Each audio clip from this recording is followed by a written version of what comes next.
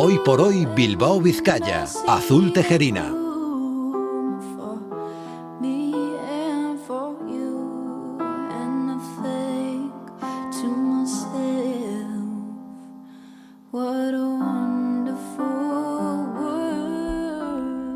Las 12:37, la víspera en la que la maquinaria de la Hacienda Foral de Vizcaya se va a poner de nuevo en marcha, mañana día 15, tras el éxito de la pasada campaña, donde la agilidad en las devoluciones se convirtió en una seña de identidad de la gestión foral. Hoy queremos hablarles, sí, de este sistema que sigue apostando por la digitalización, pero sobre todo hablarles de lo que puede suponer más deducciones, cambios fiscales, pero antes analizar toda la economía que está cayendo puntualmente hasta ahora, noticia tras noticia, porque es día en el que actualizamos el contexto del incremento de precios en su cesta de la compra, también en la de ella. Itxaso Berrojalbi Zabala, diputada foral del Departamento de Hacienda y Finanzas de la Diputación Foral de Vizcaya. Bienvenida, Itxaso. Egunon, eskerrik asko gonbidapenagatik. Hay un montón de argumentos que caen encima de esta mesa. La armonía de la música de verdad que no se corresponde con el maremoto económico que tenemos encima. El Consejo de Gobierno, vamos a empezar por lo último, de Sánchez, está aprobando a esta hora, porque empezaba a las 12:30, la regularización extraordinaria de personas inmigrantes. Yo no sé qué supondrá esto para nuestra Hacienda en Vizcaya, porque estas personas del IVA no se escapan, pero podrían contribuir mucho más y de hecho están encantadas de poder hacerlo. ¿Qué supone para nosotros esto? Bueno, yo creo que lo primero es el valorar el hecho de la regularización, ¿no? Que va más allá de un dato económico, de un dato de impuestos, ¿no? Va de dignidad humana, va de derechos humanos, va de justicia social y de cohesión, ¿no? Personas que se tienen que integrar y que necesitamos que se integren. Necesitamos que esas personas estén trabajando de forma legal y que se integren en nuestra sociedad con el reto demográfico que tenemos, con la situación de crisis, de crecimiento, vamos a decir, de crecimiento económico que necesitamos. Y por tanto yo creo que lo primero que hay que hacer es valorar positivamente la necesidad que hay por su dignidad y por los derechos humanos. Y más allá de esto, como decía, que es lo más relevante, el impacto en la economía sumergida y por tanto lo positivo que puede tener esos efectos fiscales. Es cierto que efectos cuantitativos consideramos que no sería una gran aportación en cuanto a que pensamos que son personas que ganan menos de 20.000 euros y por tanto como en Vizcaya por primera vez los contribuyentes que ganan menos de 20.000 euros no tienen que hacer la declaración, no será una aportación a las arcas públicas.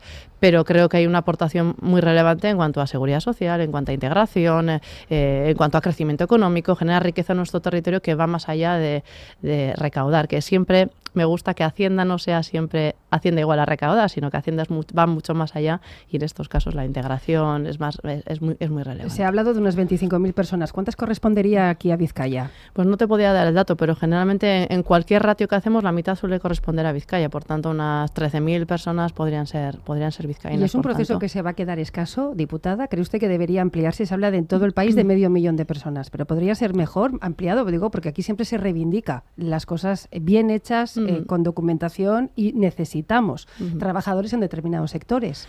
Lo que tenemos que hacer es trabajar por ser un territorio atractivo, tener una menor burocracia a la hora de regularizar y atraer estas personas, sobre todo del extranjero, que necesitan una agilidad en el trámite administrativo. Por tanto, siempre pelearemos y siempre reivindicaremos, ojalá pudiera ser competencia nuestra, pero no lo es, pero siempre reivindicaremos esa necesidad de agilidad en la parte burocrática y de tramitación de visados y de todos los papeles en extranjería. Porque eso nos daría pie a no solo regularizar a los que actualmente están en esa economía sumergida, sino que pudiéramos atraer muchos más profesionales a un territorio Vizcaya que necesitamos camareros, necesitamos cuidadoras, necesitamos electricistas, fontaneros, no solo necesitamos ingenieros, que también necesitamos todo tipo de profesionales. Por nuestra parte hacemos todos los esfuerzos por cooperar con el Ministerio, con el Gobierno vasco para que eso pueda ser un aterrizaje fácil. Tenemos el Departamento de Inclusión, Acción Social, todas las herramientas para poder que se integren y aterricen estas personas. Y luego por la parte fiscal, intentar tener instrumentos fiscales para que, al menos desde un punto de vista fiscal, tengan incentivos a la regularización y a venir a Vizcaya a trabajar. Claro, ahora hablamos de todo eso, pero vamos a hablar de esas medidas que anunciamos antes de Semana Santa. ¿Cuándo entrarán en vigor? ¿Cuándo se aprobarán definitivamente para paliar el efecto de la guerra en Irán? ¿Cómo lo hará Vizcaya? Lo haremos mañana en el Consejo de Gobierno a través de un decreto foral normativo. El impacto que tenemos previsto es que, incluidas las medidas de reducción de tipos de IVA, impuestos especiales a los combustibles, es que sean unos 413 millones de euros. Hablamos de 413 millones de euros en 3 meses, de aquí al 20 de julio exactamente, porque mañana aprobamos en Consejo de Gobierno y en los 3 territorios históricos, porque nos hemos obviamente coordinado para que vayamos todos juntos. Entrará en vigor el 20 de abril de este mismo mes y surtirán efectos durante los 3 siguientes meses hasta el 20 de julio. Lo dijo la diputada foral de Vizcaya el 26 de marzo, que Vizcaya preveía perder 125 millones en recaudación por la rebaja de impuestos en la energía. Entonces, y ahora hablamos de 413 millones adicionales. No, los 125 están incluidos en los 400. Están incluidos. Eso es. O sea, que estamos actualizando una cifra. Exacto. Son 413 que incluyen los 125 de los IVAs y los especiales. Hablamos de 80 millones en aplazamientos, de 200 millones de euros en agilizar los aplazamientos de IVA. Tenemos 195 millones de euros pendientes de devolución a los contribuyentes, que en Vizcaya sí que es cierto que mi equipo de Hacienda es maravilloso y devuelve de forma muy ágil, pero vamos a acelerar todos los procesos para que la gente, los autónomos, las empresas, tengan el IVA ya en las próximas semanas, y hablamos de inyectar 195 millones de euros de liquidez a las empresas cuando más lo necesitan. 195. Diputada, también es verdad que hay otro dato interesante aquí en la redacción. Sabe usted que miramos absolutamente todo. ¿Cuánto más ha ingresado Vizcaya por el mismo impuesto cuando hablamos de la rebaja de energía, cuando los precios no estaban rebajados semanas antes de la medida nacional? ¿Tienen ustedes ese dato? Porque pues, tendrá que ser positivo sí o sí. A ver, hay un montón de factores en cuanto al IVA. El IVA se ajusta con el Estado, lo ajustamos con los otros territorios. Hay muchos conceptos que afectan en el IVA. Tú cuando recaudas por IVA no tienes exactamente cuánto has recaudado por IVA vinculado al consumo de combustibles en las gasolineras, cuánto tienes por electricidad. Es decir, es una recaudación por IVA en términos generales. Sí que tienes el impuesto especial vinculado a la situación energética, pero lo veremos en la recaudación que tengamos ahora en marzo y en abril, que en mayo veremos cuál es el impacto. Es cierto que nosotros tenemos previsto un crecimiento del 4%, que ahora con el crecimiento del IPC del 3,4 que se anuncia y el subyacente a un 2,2 y pico, que no recuerdo de memoria, era un 2,9, puede que aumente, pero tenemos un mix, ¿no?, de bajada de impuestos especiales e IVA para paliar, o los 20 céntimos para los transportistas y agricultores y ganaderos, por un lado que merman la recaudación y por otro la subida por la base imponible, ¿no? Por lo que crece el precio en general. Enseguida vamos por el IPC, pero claro, sí. El reto que usted tiene siempre es atraer la inversión sin perder la cohesión social. ¿Cómo es ese equilibrio en Vizcaya en el 2026? Porque tenemos claros los objetivos de cada uno de los impuestos. La cohesión social, la progresividad, eso solo lo marca el impuesto sobre la renta de las personas físicas. Tratamos de proteger a las personas más vulnerables, las que cobran menos de 20.000 euros, las familias monoparentales, las familias numerosas, las víctimas de violencia de género o doméstica. Todas esas personas, o los jóvenes en particular en estos momentos, les protegemos de forma especial a través de la progresividad, a través del IRPF en la declaración del IRPF. Y en cambio, por otro lado, el objetivo del impuesto sobre sociedades, que tenemos muy claro que es generar riqueza, generar competitividad, y por tanto ahí impulsamos deducciones por inversiones, por descarbonización, por atracción del talento. Es decir, yo creo que la clave es tener claro qué objetivos hay detrás de cada impuesto. Y el IRPF es una forma de proteger, de buscar la progresividad, de proteger a estos vulnerables, como decía, este colectivo de vulnerables, y el de sociedades no es tanto recaudatorio, que también cumple ese objetivo, es más el del impulso, generar riqueza, crear, por ende, empleo de calidad, que se vincula nuevamente con mayor recaudación en renta. El problema es que cuando hablamos de la atracción de empresas, ¿cuánto hace que no tenemos una gran alegría? Se nos escapó lo de baterías a Navarra y esa se queda en Guipúzcoa. Denme una buena noticia para Vizcaya. Bueno, pues tenemos, mira, como último dato que todavía no se ha publicado, las retenciones del trabajo en Vizcaya crecen a marzo acumulado un 7%, que es un buen síntoma.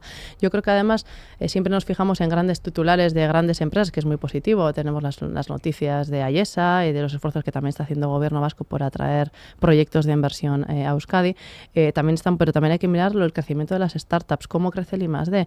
El otro día la diputada de Promoción Económica mencionaba las 34 nuevas startups que se han creado en 2025 con casi 100 personas empleadas nuevas. Por tanto, creo que hay un trabajo muy relevante en los ejes estratégicos que tenemos marcados en Diputación, en la innovación, en la energía, en la automoción, con nuestros centros del EIC, del AIC, todos los polos económicos que tenemos centrados en la innovación. Mira, ahora vengo del aniversario, del quinto aniversario del Hub, del Innovation, de las redes inteligentes.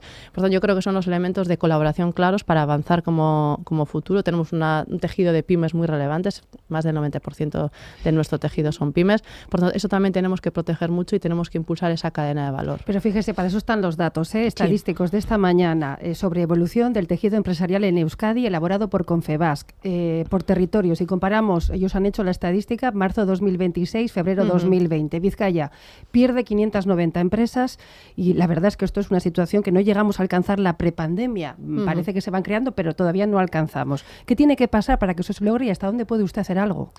A ver, desde el Departamento de Hacienda lo que hacemos es día a día, poquito a poco, como decía, ¿no? Caminante no hay camino, se hace camino al andar, golpe a golpe.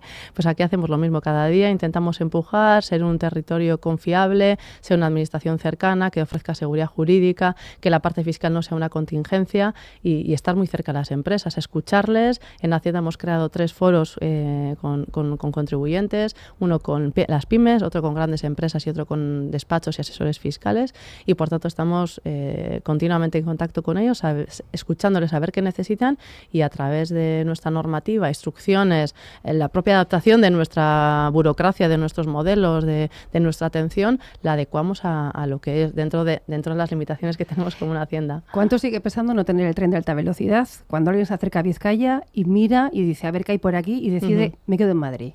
Pues es cierto que eso es un lastre, tenemos que empujar entre todos. Como Diputación empujaremos ese proyecto como no puede ser de otra manera. Es bueno para Bilbao, es bueno para Vizcaya y por tanto todo lo que sea bueno para Bilbao y para Vizcaya como Diputación estaremos detrás. Voy a hablar de algo que nos afecta absolutamente a todos, trabajadores, autónomos. Se han vuelto a ajustar los trapos del impuesto un 2% la deflactación para este año 2026. Hay quien se pregunta si no pudiera ser más.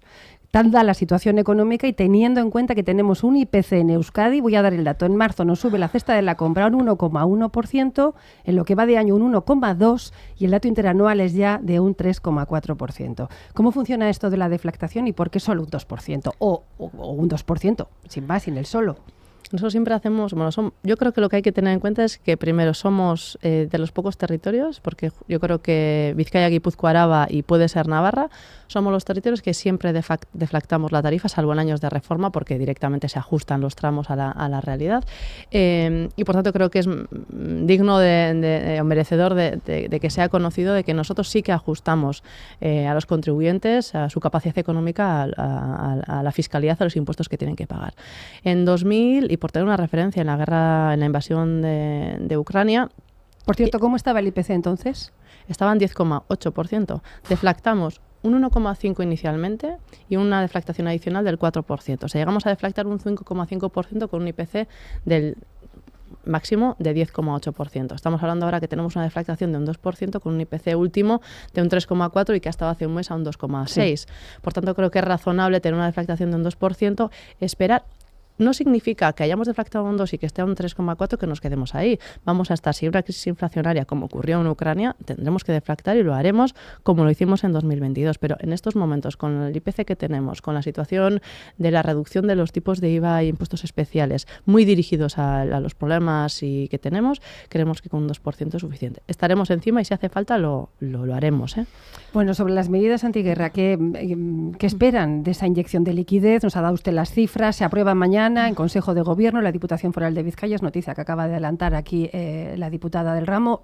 ¿Qué esperan de todo esto? Aliviar, porque esto no supone perdonar, simplemente es aplazar pagos, es algo parecido a lo que se hizo también en la guerra de Ucrania, ¿no, diputada? Así es. Bueno, son medidas de dos tipos. Una es de inyectar liquidez, ¿vale? Anticipar ese dinero que estaría en manos de los contribuyentes, anticiparlo allá a abril y en mayo que tengan ese dinero. Pero también hay medidas para aumentar y que, por tanto, recaudaremos menos, porque estamos hablando de deducción, por ejemplo, la deducción por empleo. Vamos a aumentar la deducción por empleo en 10 puntos para que la gente y para que las empresas no pierdan la oportunidad, o sea, aquellas empresas que quieren seguir contratando, que contraten, y por tanto les vamos a ayudar en un 10% más. O a la inversión vamos a meter la amortización acelerada, por tanto es una inyección, es un chute en su impuesto sobre sociedades para aquellas empresas que quieran invertir. Por tanto hay dos tipos de medidas, unas que son de inyectar liquidez ya y anticipar aquel dinero que estaba en manos de las empresas, pero dentro de 6 meses o dentro de un año, están exentos a hacer pago fraccionado, les devolvemos el IVA mucho antes, estudiantes. Pero por otro lado están las medidas de menor recaudación, que no solo está el IVA e impuestos especiales, sino también mayores deducciones para la creación de empleo, porque no queremos que se frene esa intención que de hecho CEBEC anunció hace unos meses en sus encuestas, que la mayoría de las empresas de Vizcaya querían mantener o crear empleo. Entonces lo que queremos nosotros es no frenar esa intención. Por tanto, aumentamos en un 10% tanto la deducción por creación de empleo general como la nueva deducción que hemos incorporado en la revisión fiscal, que es para contratar a mujeres y jóvenes en particular, y esa también crece hasta un 45% del salario que se les paga. Esto ya será aplicable en la próxima declaración de la renta, ya la llamamos para el ejercicio 2026. Esta deducción es para las empresas que hagan la declaración de sociedades este mismo julio. En este próximo trimestre. Y la adicional para el año que viene. Para el año que viene. Eso es. Sobre deducciones, por cierto, vivienda, yo no sé qué impacto tendrán las medidas aprobadas en enero de 2025 ahora en esta campaña y las que se prevé para la próxima, porque hay novedades, hay más deducciones. Sí, en la campaña de la renta ya incorporamos todas las medidas que aprobamos hace escasamente un año. Me acuerdo que se publicó en el boletín el 9 de abril, no se me va a olvidar nunca. Y la inyección de liquidez y las nuevas deducciones van a suponer 157 millones de euros más de deducciones, más de bonificaciones, para las personas que ya no tienen obligación de declarar. Es decir, un cúmulo, un pool de medidas que van a suponer 157 millones más en los bolsillos de la ciudadanía, que no es una cuestión menor. No. Pero no son 157 millones de euros menos de rebajas de impuestos en genérico. Es una reducción de carga impositiva para aquellas familias con hijos e hijas, porque quieren conciliar, porque se han cogido una reducción de jornada, aquellos aitas que se han cogido una reducción de jornada, o aquellas amas que se van a reincorporar al mercado laboral, o aquellos que se han comprado un vehículo de 0 emisiones, aquellos jóvenes que se quieren comprar una casa y por tanto este primer año tienen un esfuerzo adicional más allá de los 8.500 euros. Déjeme que diga porque a usted le gusta hablar muchísimo de las deducciones verdes y de la eficiencia, supongo que es generacional, porque se prorroga la deducción del 15% por compra de vehículos eléctricos y puntos de recarga. ¿Eso es así? Eso, más que se prorroga, es nuevo. ¿Es nuevo? Es nuevo en Vizcaya. Para aquellas personas que en Vizcaya se hayan adquirido un vehículo de 0 emisiones en 2025, por primera vez, es decir, ya en esta renta 2025, van a poder aplicarse una deducción del 5 o del 10% en función de si retiran o no el vehículo, y además le sumamos un 15% de deducción por la instalación del punto de recarga del vehículo de 0 emisiones.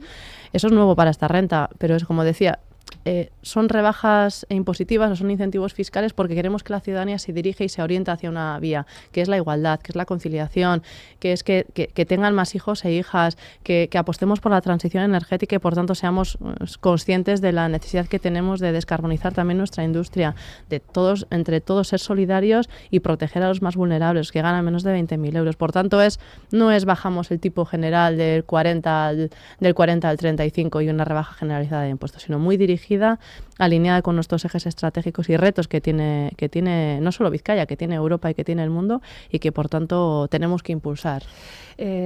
Tantas cosas encima de la mesa. El 26 de marzo leímos que que ya ustedes han enviado, han hecho sus ejercicios. Álava y Vizcaya fueron los últimos en aportar ese índice de precios de referencia para topar los alquileres en zonas tensionadas, Bilbao, Baracaldo, el barrio de Galdakao.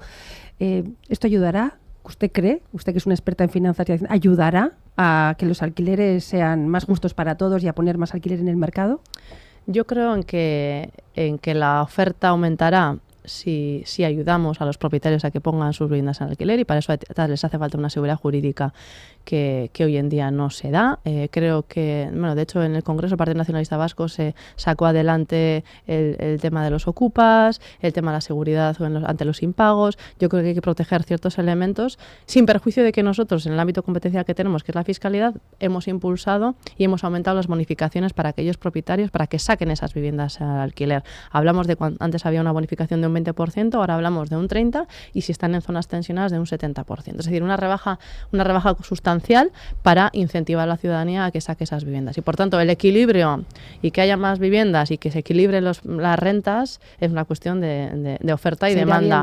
Y por tanto, nosotros somos menos, yo al menos como diputada de Hacienda soy menos de intervenir, soy más de impulsar y proteger, ¿no? Oiga, ¿y entiende usted la postura del alcalde de Donostia? Ayer le escuchábamos en rueda de prensa, se lo preguntaba ya. Él quiere que entre ya en este verano su tramitación de Juntas Generales de corresponde a Guipúzcoa, pero claro, usted decía ayer que cuando hablamos del impuesto turístico tiene que haber una armonización y que se ha acordado que sea el 1 de enero. ¿Entiende la postura de Donosti? Yo lo que sé es, yo lo que entiendo y lo razonable es lo que dice nuestra norma foral, nuestro proyecto de norma foral. Lo que es coherente es que al ser un impuesto obligatorio en todos los municipios de Euskadi, en uno de los 3 territorios históricos, tiene que entrar en la misma fecha en todos los territorios. Y entrando en la misma fecha no me parece razonable, por respeto a la autonomía municipal, que aprobándose en las juntas generales de los 3 territorios en junio sea obligatorio para los ayuntamientos, por ejemplo, el 1 de julio. Yo quiero respetar a los municipios, son mayores de edad, tienen que tomar sus decisiones. Tienen que tomar sus decisiones en sus ayuntamientos, en las corporaciones municipales y por tanto para eso necesitan un tiempo. Eudel mismo nos pidió en las alegaciones a la ciudadanía que entrase en vigor el 1 del 2027 y así lo hemos hecho. Por tanto, escuchamos a la ciudadanía como antes te decía. Sí. Eudel representa a todos los municipios de Euskadi, es una alegación presentada por Eudel y por tanto hemos respondido a lo que nos piden los ayuntamientos Vizcaya, de Euskadi. sí o sí, el 1 de enero, ahí va a estar.